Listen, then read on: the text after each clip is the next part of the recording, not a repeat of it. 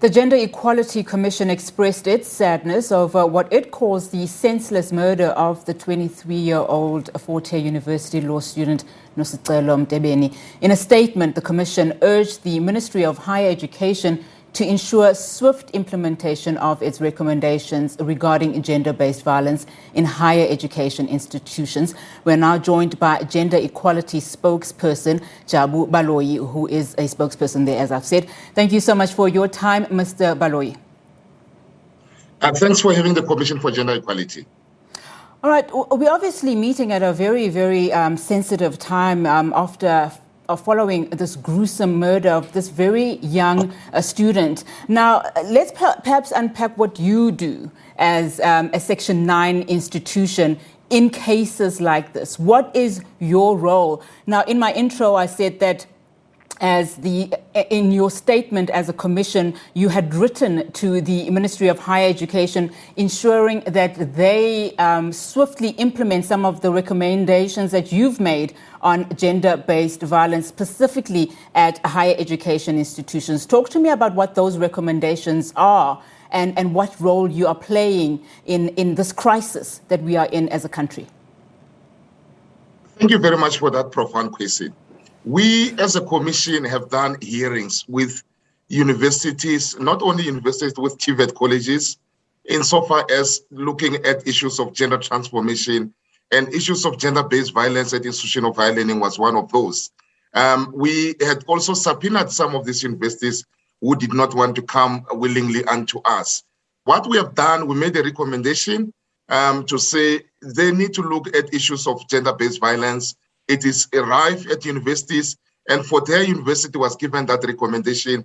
Suffice to say, even yesterday, we got a message from the Department of Higher Education who read our statement to say, this implementation is in place. We are moving, but the universities are not moving at the rate that they're supposed to be through their spokesperson of higher education. What we do now as a Commission for Gender Equality, we monitor the case of our late sister. We also going to be meeting with the Vice Chancellor.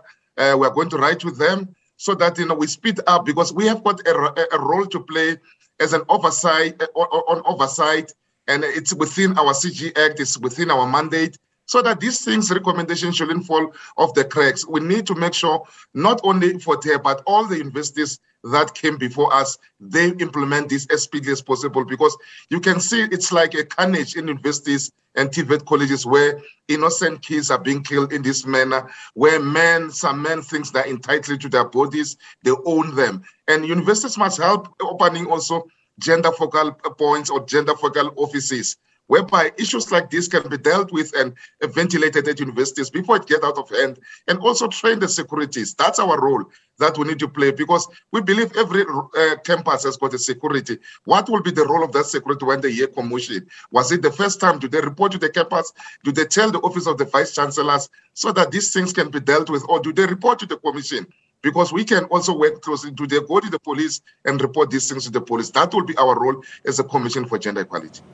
Now, we know that universities or institutions of higher learning are not the only place where gender-based violence is rife. I mean, even our children are not safe in their very own homes. Now, the reason I asked you that first question is because it seems like you can hold universities or institutions to account, especially those that do not follow these recommendations, because as you and I speak today, it is the second-year anniversary of Uyinene Mrwetyana. As you know, she was 19 at the time, and she was killed in Cape Town. So these incidences keep happening, and it seems to me you have that mandate to hold these institutions to higher account. I mean, 3 years ago, we saw in 2018, President Cyril Ramaphosa saying that there needs to be an establishment of the Gender-Based Violence and Femicide Council.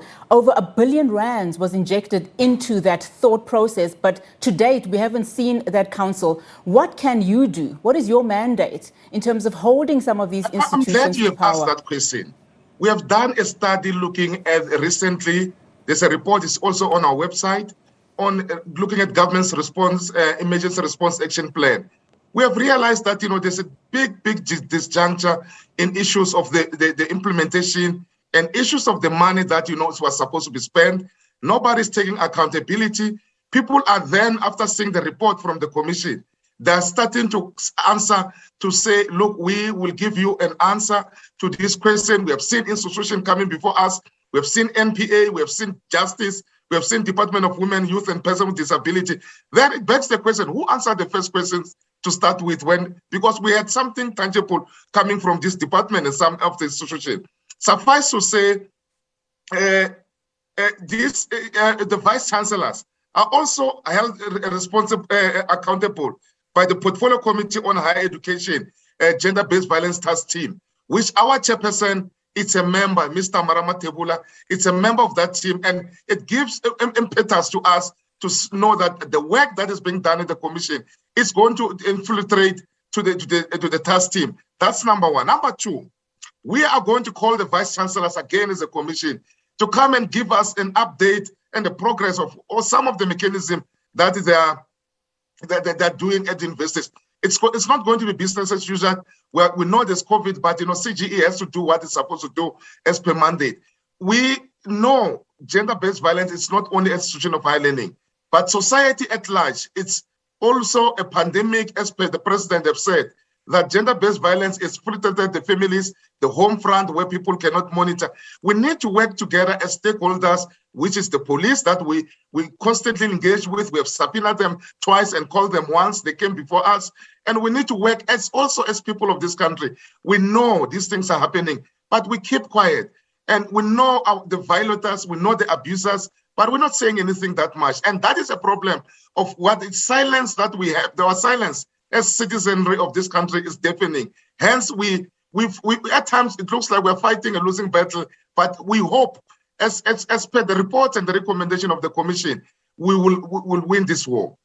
Now, you mentioned the police and the fact that you are also in engagement with them. We know that just recently statistics, revealed that 10,000 women were raped between April and I think June of this year alone. But we know that number is probably not even accurate because a lot of women are afraid to report these cases because there are no safe structures, even at police stations. What are you hearing is happening on the ground? And how can we hold the police to account so that they can also create safe spaces for women to be able to report these crimes? We're very much aware that unreported cases of GBV are very more. Because we have got rural provinces like Limpopo, Eastern Cape, Northern Cape, and Mpumalanga, where they are far-flung, the police stations are far. What we have done as a Commission for Gender Equality, which is working very well in some areas, we are engaging the police in provincial offices, in the MECs, to build capacity for them. One of the mistake that they do, the police, is that a novice from training college cannot deal with a gender-based violence case. You need someone who will know what it takes for these cases to be dealt with, to be prosecuted, so that they don't leave anything for chance. Some of them, they're removed on technicalities. Some of them, it's on issues of secondary victimization.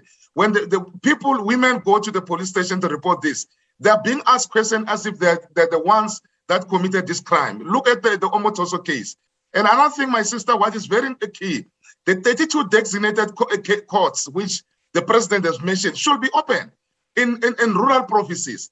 And that will help us tremendously, because this will be cases that deals with these unscrupulous people who do not deserve. We also need to look at the ways that these people, when they go to prison, they get education, they come back with PhDs, and then their cases are expunged. We're saying they're rehabilitated. What about the families of Uinen? What about the families of Karabo? What about the families of Precious Ramabulani? So those are the things that, we need to dialogue as a country, that are these rights it's also not exceeding too much for the prisoners, because these are the brutal people in society, yet we are giving them recognition, heroes welcome. When they pass matric, we even announce in the papers and give them a shout out for passing that. But we forget the dead bodies, we forget about the families that are robbed of their family members because of this unscrupulous people who we don't believe as a commission they belong in society. They belong to be locked away and then do hard time like it used to be done before, so that society can change.